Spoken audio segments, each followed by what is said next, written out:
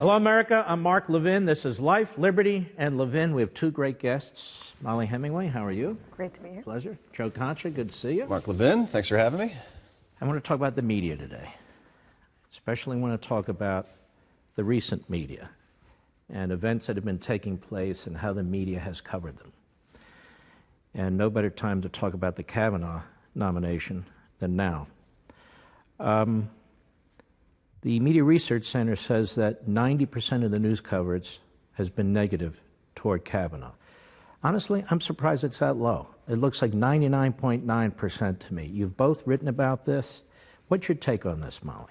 I think this has been a really telling couple of weeks as we've watched the media cover a very contentious issue and a very complicated issue. You have allegations of assault and you have a man who's denying them. And the media coverage, I don't think, could have been much worse. When you saw the standards that were used in stories about, usually as a journalist, you have ideas about what standard must be met before you publish a story. I feel like a lot of publications have not held to those normally high standards. They're publishing allegations that are on their face farcical and treating them as if they were serious. They're running with stories for which there's no corroboration, and they're forgetting that this is a very serious issue, that this is a real man who has been accused of something and has no evidence to support the allegation, yet that has had his life and his name and his honor and his reputation just dragged through the mud. It's even more important than the Supreme Court nomination. It's about who we are as a people and how we treat people who are accused of crimes. It seems like basic norms, due process, these things that Western civilization has created over hundreds and hundreds of years, due process, presumption of innocence, evidence, a standard of proof, all these different things went out the window. Did they not, Joe? Brett Kavanaugh, by many in our media, was deemed guilty until proven innocent.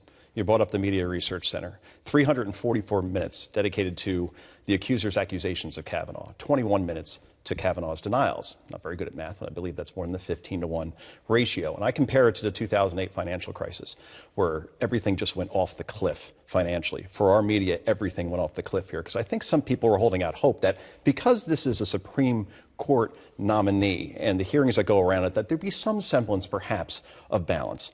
And that didn't happen here. And I'll give you three stories that really stood out to me. USA Today. A sports columnist writes an op-ed saying that Brett Kavanaugh should no longer be around young girls and coach his daughter's basketball team because of the way that he's been shown to act around young girls. In other words, he's now a pedophile. That's amazing. They had to retract at least part of that story. Number two, NBC News puts Julie Swetnick, that's the third accuser, represented by Michael Avenatti.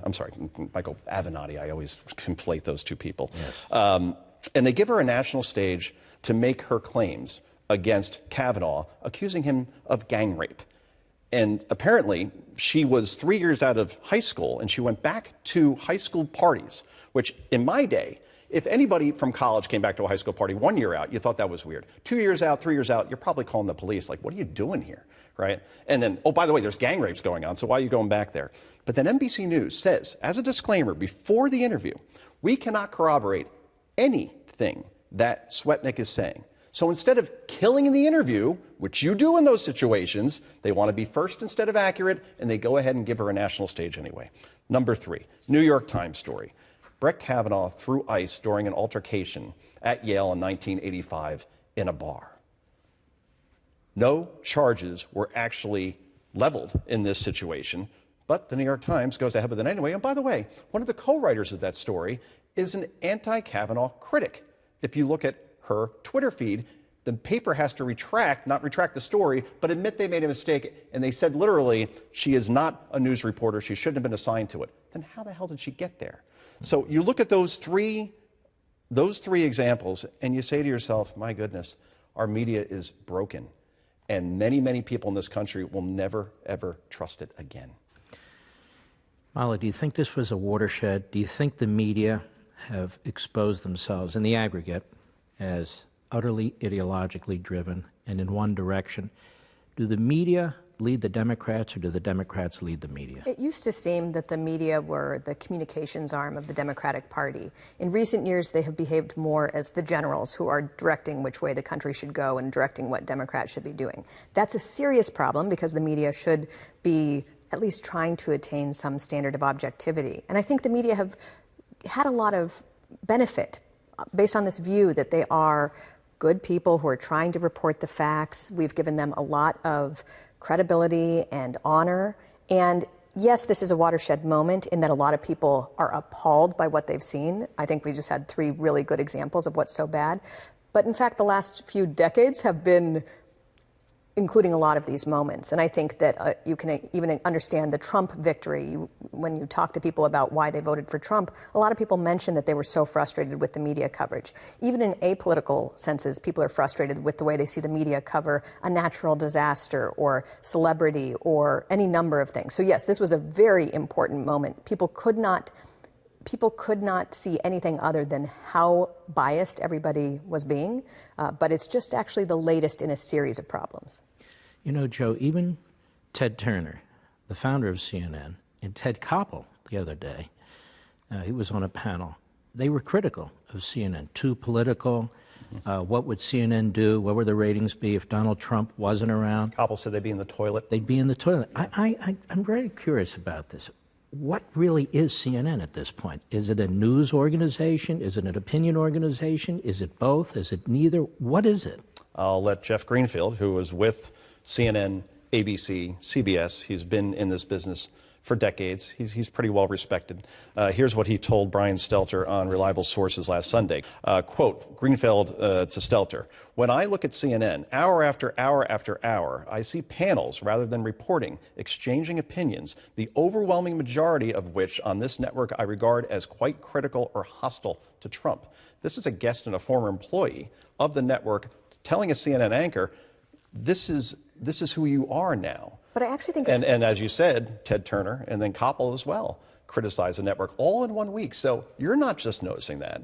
And we've seen it for a while, and I used to go on the network quite often, quite frankly. It's a different network than it even was maybe 3 years ago. And the difference is because Donald Trump came onto the scene, they used to film empty podiums during the campaign instead of Hillary Clinton giving a speech because he rated. And plus they thought he would never win. And then once he won, now they've gone overwhelmingly anti-Trump, and Harvard came out with a study showing that they are 91% negative towards the president.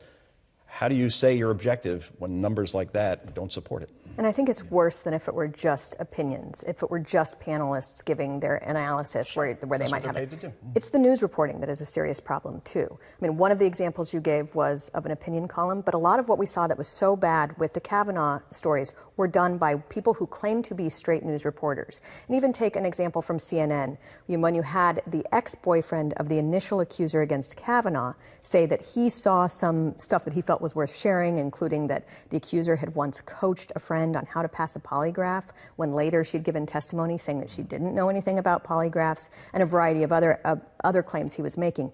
They didn't report that.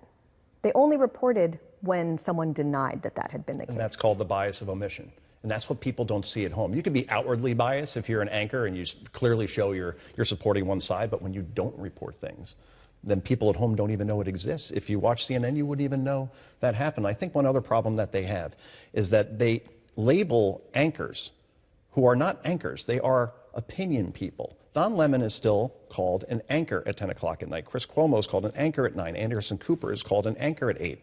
You watch their shows, they are clearly giving opinions.